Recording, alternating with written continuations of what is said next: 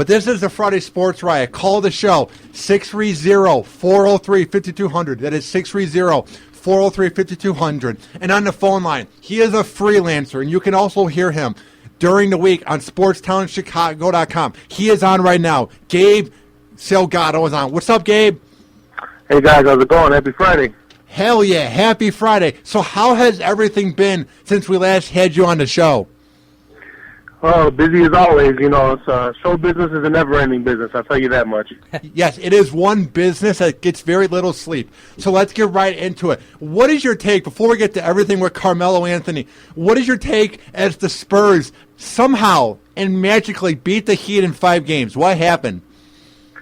I'll tell you, they definitely corrected their mistakes from last year's NBA Finals. You know, they finally figured out a way, you know, to play defense on LeBron James. They found a way to slow down Chris Bosh, and of course, you know, one thing that helped, you know, Dwayne Wade wasn't really 100% this season, so that kind of helped them out as well. And San Antonio's bench outplayed Miami's bench. You know, it was just pretty much a dominating performance from top to bottom.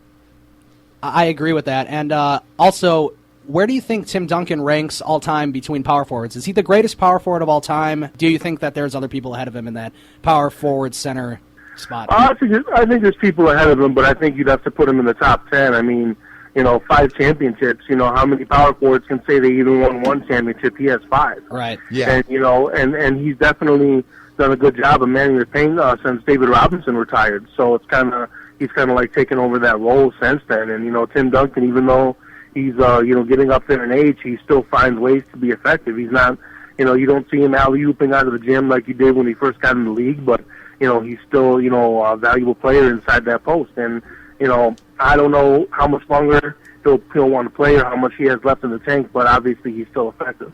What is it about Tim Duncan that makes him such an all-time great? Because when you ask me about him, I just describe it as beautiful basketball. The way it's not flashy, it's not like highlight reel material, but he just gets the job done, and that's why he has 5 rings. What is your take? With him, it's all about fundamentals and technique. It doesn't get any simpler than that. You know, like you said, he's not flashy. He's not as fast and athletic as he used to be, and he realizes that. So he found a way to adjust his game to where he could still be effective. And, you know, he proved that you don't necessarily have to be, you know, 20 points and 15 rebounds a night to help your team win. So now that the Spurs have won the championship, it's their 5th championship in franchise history, of course. Where do you think Tim Duncan ends up? Do you think he plays another year? Do you think he retires? And how about Greg Popovich, the great coach for the San Antonio Spurs? Do you think this is his final year as the Spurs coach? I would hope not. I mean, just, you know, all the success that he's led to this team since he took over. Remember, he was the general manager before he was a head coach. And that's right. Yeah. And once he's gotten those sidelines, he completely turned the team around. They won 5 championships. They're one of the top defensive teams in the league. Every year, you know, they boast all-stars, you know, always 2 to 3 all-stars a year. And I think that, you know, if he still has it in him, I don't know, you know, health-wise or whatever else may be going through his mind, but if he still has it in him, I think he should stay as long as he can. As for Tim Duncan, that's a bit of a difficult question to answer. I mean, obviously he's still in shape and he's still effective, but, you know, we don't know, you know, how his back is holding up, how his knees are holding up, and usually those are the first things to go when you're a basketball player. So it would all depend on, you know, how he's feeling once July and August come around. I wouldn't be surprised if he retires because I think he's proven all he's needed to prove. And at the same time, I wouldn't be surprised if he came back because he still has something to contribute to the team. Now, Gabe, last night I was watching Jimmy Kimmel Live, and they had Tony Parker on there, and it was a pretty good interview, but he has a great personality, and he's very funny. He's very likable. Here's my thing for you. Why is he so underrated? Why don't people appreciate him? I feel like this is the guy who should get more publicity and be a bigger household name because he comes off very likable and a guy you would want to root for. Why does he go underrated throughout his whole career? Because he plays on a team full of all-stars and all defensive players, basically. You know, he's not a one-man show. He shares the spotlight with his teammates, and that's why, you know, he doesn't get, you know, that elevated spotlight like, you know, maybe he should get. But, you know, I mean, at the end of the day, I think it's good for the team as a whole that they don't have just one guy that stands out above the rest, that everybody gets credit for equal participation. Now let's move on to the Bulls and talk about the latest with Carmelo Anthony. What would happen, or what would have to happen for him to join the Chicago Bulls?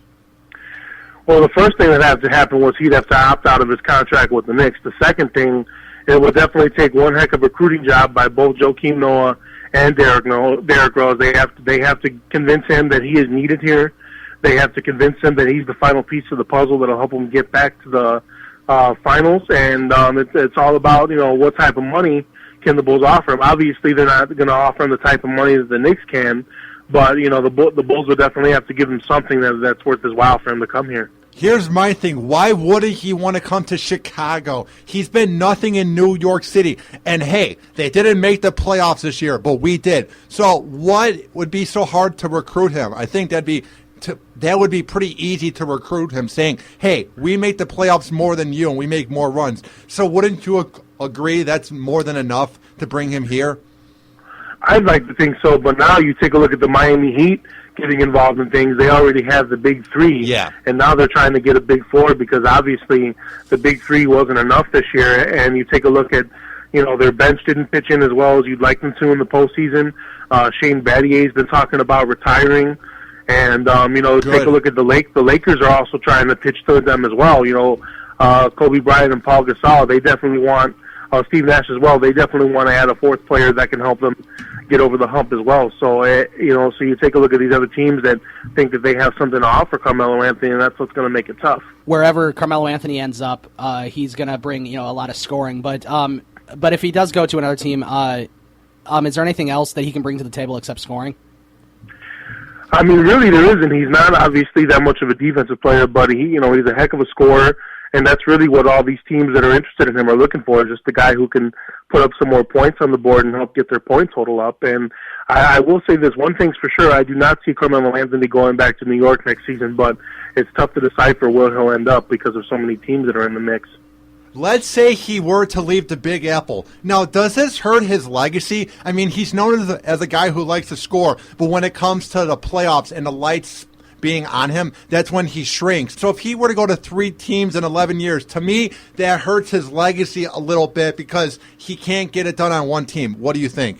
Well, I mean, obviously that can hurt any player's legacy, but what? At the end of the day, it's about, which team can convince him that he's the final piece to winning the championship. And I think that, the old saying goes, well, winning cures everything that ails you. So I think that if he can go to another team and, win a championship, I think that'll cement his legacy. Granted, it would only be 1 title compared to the 2 for LeBron James, but I think, and the 3 for Dwayne Wade, but I think that what it all boils down to is, he wants to win a championship. Do you think that a coach like Tom Thibodeau would be able to coach Carmelo Anthony to play really good defense and really help the Bulls team, because the Bulls are a more defensive-oriented team, obviously. Do you think that them landing Carmelo could really help Carmelo as far as his defense goes? I would hope so. I mean, Tom Thibodeau, you just take a look at how he's taken some guys who, either weren't very good on defense or didn't like to play defense at all, and, made them into a defensively sound team. Excuse me. But I definitely think that Tom Thibodeau could help him. I don't know if it'll make him a complete defensive player that you would want him to be, but it would definitely be a step in the right direction. I'm not sure if any other coach would be able to provide that for him. Now, Gabe, before we let you go, what is your take on everything going on in the World Cup? Because me and Ryan don't watch soccer, so we have no idea what the hell's going on. So how has this been going so far? Well, I tell you, Spain, the defending champions, they have already been eliminated. And, it was very disappointing. They didn't score well. They couldn't play defense. Opposing defenses shut them down. The United States, they had that very exciting opening victory against Ghana. Mm-hmm. Now they got a tougher test in Portugal on Sunday. And without Josie Altidore on the lineup, that's going to be pretty tough to handle, especially since they're going up against Cristiano Ronaldo. But other teams to look out for. Uruguay. It looked like they were on the verge of elimination, and Luis Suarez comes off of his knee surgery and scores 2 goals and keeps their hopes alive. So there's just really been a lot of action going on, and if you look at my Twitter feed, you can see the stories that I've posted on it over the last few days. Cool. Kind of keep you up to date with what's been going on. But this is probably one of the most exciting World Cups that I've seen in a long time, and this is definitely a World Cup where there's been a lot of scoring, more scoring than usual. So It's definitely been worth your while. You guys are missing out, I'll tell you that much. And so we know you got a lot going on. So where can people find your work online? Follow me on Twitter at Gabe Salgado 82. That'll also link you to my Facebook page as well. And you can also find me on LinkedIn. Just search Gabe Salgado, and you can find me there, and everything that I post will be there as well. Well, Gabe, have a good weekend, my man, and here's to hoping that the Bulls somehow, in some way, get the good old scorer named Carmelo Anthony. Wouldn't you agree? I say we should probably start saying our prayers now for that to happen. Thanks, Gabe. Thanks. All right, guys, thanks. That was Gabe Salgado. You can hear him every Thursday with Ryan Fahey and Paul Shavari on the Shavari and Fahey Show.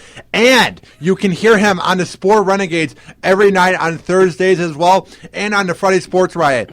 Ryan, what is coming up on the show? Coming up on the show, we're going to talk to you a little more specifically about Clayton Kershaw's no-hitter and what he did. Also coming up in a little bit, we'll have Risky Rants with our friend Ryan Risky, who also has a show on here, the Sport Renegades, which is on Thursday nights from 8 to 10, correct? That same show that Gabe Salgado calls into, so check him out. And, we'll also take your calls at 630-403-5200, 630-403-5200. The Friday Sports Riot on SportsTownChicago.com.